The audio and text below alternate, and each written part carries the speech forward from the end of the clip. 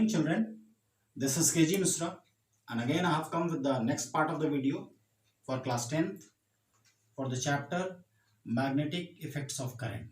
Okay, we were solving the NCERT size of the chapter. We have completed till question number 13. So now it is time to start the question number 14. Okay, I think it is helpful to you.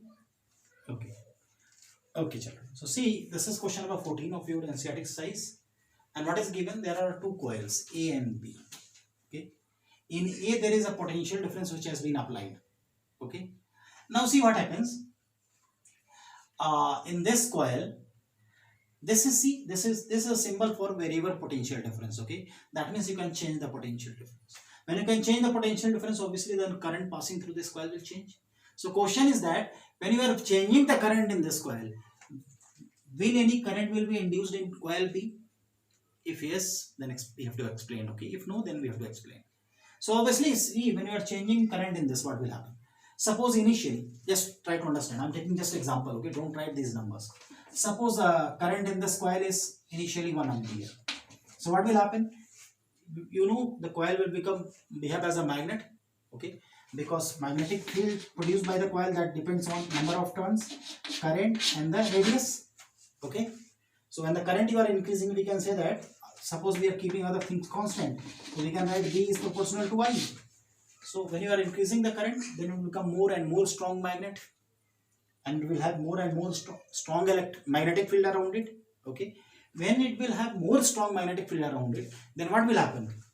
Suppose initially the current is 1 ampere, so it will become a weak magnet, and from weak magnet what will happen? Some very small number of lines will come, and those lines, magnetic lines of force, will pass through this. That magnetic lines of magnetic field lines will pass through this coil. Okay, so that means some flux will be passing through this. Clear? Now you increase the current from 1 ampere to 2 ampere. As you increase the current, what will happen? This will behave as a stronger magnet because B is proportional to I. So it will have a stronger magnetic field in this region. As it will have a stronger magnetic field, that means more number of magnetic field lines will come out of it, and out of that, more lines will be passing through this coil now. Earlier, whatever number of lines were passing when the current in this was 1 ampere, now this time, as the current has become 2 ampere in this, so it has become stronger magnet, so more lines will be passing through this coil B, which is coming out from this coil A. Okay, so we can say the flux is increasing. Okay, now when you increase the current to 3 ampere, it becomes even more stronger magnet, and so its magnetic field will be more stronger, so even more number of magnetic field lines will coming out of it, and so what will happen? More number of magnetic field lines passing through this coil B, and so the flux will be even more. Okay, so in this way, if you keep on increasing the current in the coil A, what will happen? The flux passing through coil B will keep on increasing, and you know, when there is a change in flux through a coil, then what happens? A current is induced in that coil. Understood? Now it's time to write, so start writing. I will just dictate and you can write. Okay, when the current in coil A is changed, then its magnetic field changes, comma, due to which flux passing through coil B changes, comma, or you can write full stop. Okay, full stop. Hence, due to changing flux, a current is induced in coil B. Due to the phenomenon of electromagnetic induction. Done? That's all for this answer. Okay. See, in question number 15, they have asked about the rules. What rules for what? See, first they have asked that about the rule which helps us to find the direction of magnetic field, okay, when a straight current carrying conductor is there. Okay. Then which rule we use, that you have to write. Okay. Clear? So which rule we use for this? Obviously it is right hand thumb rule. Okay. Do you remember the right hand thumb rule? Okay. So we have to write the right hand thumb rule. Okay. You know very well. You have written in the notes. You have done the chapter. So you have to state the right hand thumb rule straight away. Clear? Now in the second part, what they are asking? In second part, they are asking that if a conductor is placed in a magnetic field perpendicular to it, suppose this is the conductor which is carrying current I, and magnetic field is directed in this direction. Okay. So if we want to know the direction of force which is acting on this current carrying conductor, so which rule we use? Obviously we use Fleming's left hand rule. Okay, don't forget, it is Fleming's left hand rule. So we have to state the name of the rule, that is Fleming's left hand rule, and then we have to write the rule which you have written already in the notes. Okay, Fleming's left hand rule, you know, the thumb, the forefinger and the middle finger is there. Father, mother, child. This is for direction of force. This gives the direction of magnetic field, and this gives the direction of current. Okay, so father, mother, child, you can do it. Okay, you can write, and you must draw the diagram also. Okay, of the hand, that will make it more better. Now the third, what they are asking that if suppose a coil is there, okay, and which is placed in a magnetic field. Suppose a coil is there and which is placed in a magnetic field.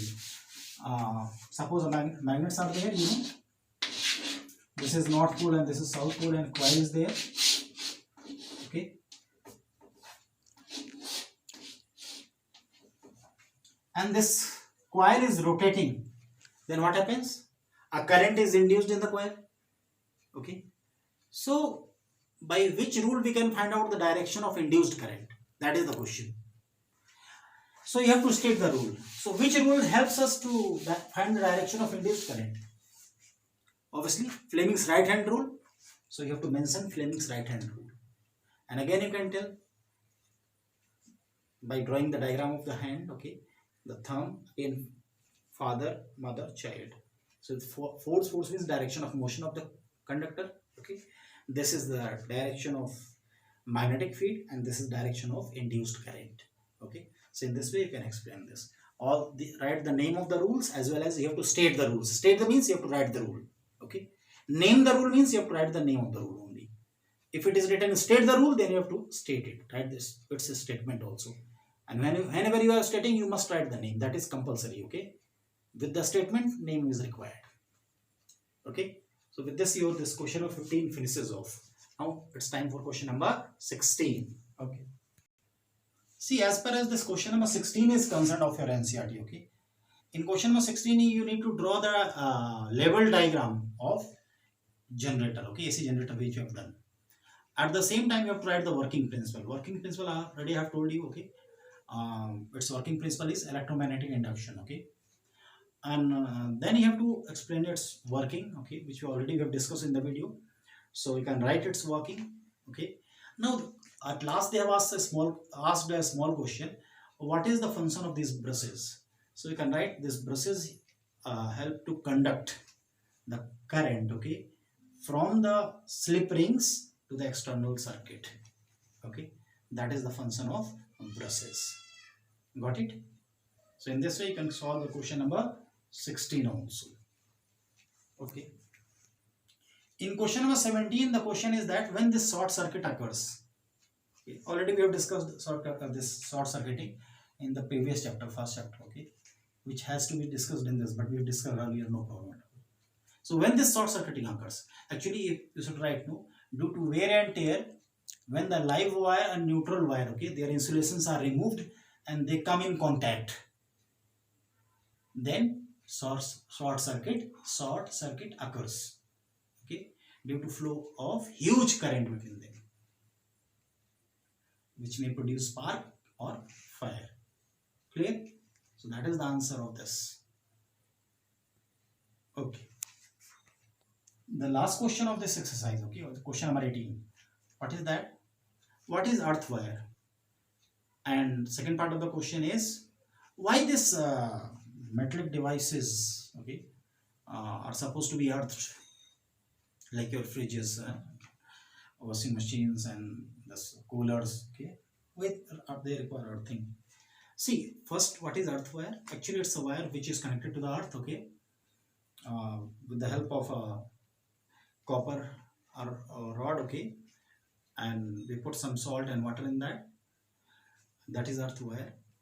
And why it is required actually for these devices, metallic devices having metallic body. It is required because if due to okay some wear and tear in the wires, what happens, the wire gets touched in the body of the device, then what will happen, the current will conduct the whole body of the device. Okay, and if someone touches that, then it may cause that is accident. Okay, so to avoid this situation, what happens, if its body is earthed, then what will happen, all the current will flow through the earthing to the earth rather than flowing through the body of the person to the earth. Why? Because body of the person has got more resistance than the copper wire or the good conductors. Okay, so current will prefer the best and suitable path. Okay, so it will go always through the conducting wire to the earth if the earthing wire is connected. Okay, and if it is not connected, then obviously the current has got only one option, to travel through the body of the person, and then person will get affected. Clear? So that's why the earthing wire is very useful. I think you've understood. So we have, with this we have done this chapter. Okay, if you got any, see, this chapter is basically theoretical chapter, and you know don't get that numerical questions out of it. Okay, so this requires lots of practice and writing again and again, so that you can do better in board examination. And see, this out of 3 rules, they ask 1 or 2, sometimes all the 3 rules. Okay, so take care of this. They ask the name of the rule, sometimes they write they ask state the rule, that means you have to write the whole statement with the diagram. Sometimes applications is also there. Okay, so these rules are very, very important in this chapter, and the devices also with the diagrams. So with that, this chapter is over. So in the next video, we'll start the next chapter, that is sources of energy. Okay, that is again a big chapter, and that is again a theoretical chapter. Okay, so in class 10th, you basically find the chapters from where you get the numerical. That is first one, electricity, and then fourth one, that is light reflection and refraction, and then fifth one, that is human eye and colorful world. Okay, otherwise this magnetic field of effects of current and this sources of energy, these are fully theoretical chapters. Got it? Okay, so take care and keep on studying, and just take care of your family also. Okay, in this corona period. Okay, bye bye.